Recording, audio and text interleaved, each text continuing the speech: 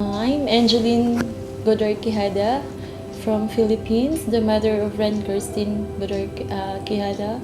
She is 1 year old and 1 month when we came here in India for liver transplant. Way back, no, around like 2 months old, she's diagnosed with biliary atresia.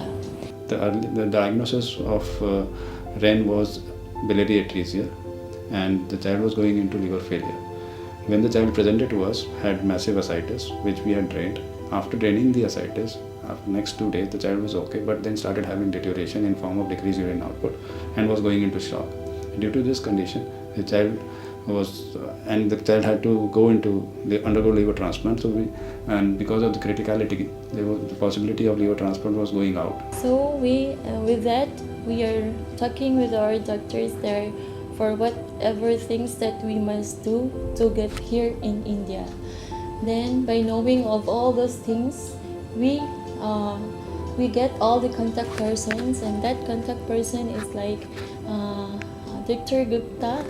Just immediately the day before the transplant, the child became so unwell, went on the ventilator, renal failure, unconscious, high-grade fever, and in all sort of clinical sense, one should not have proceeded with the transplant.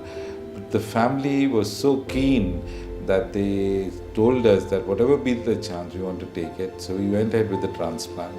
The transplant, one of the most difficult I've ever done. It was, the liver was quite sort of inflamed, there was pus, there were adhesions, and we removed that, made a shunt, had to put an artificial graft in the kidney. And after that, the child went on the ventilator and had to go on renal support system and had to be on high oxygen delivery. But gradually, miraculously, with each passing day, the child became stronger and stronger as the new liver was working perfectly. After the surgery, being the donor, I'm still only 8 days on discharge from the hospital. I'm doing fine. I'm doing good. And now the child is stable, and for past 10 days is recovering well, is having minimal amount of oxygen requirement, and now the child is eating well, is growing well. I'm very thankful to the Max Hospital, the doctors, the staff, for the excellent service for me and for my baby and my family. Very, very, very grateful, and thanks to everyone.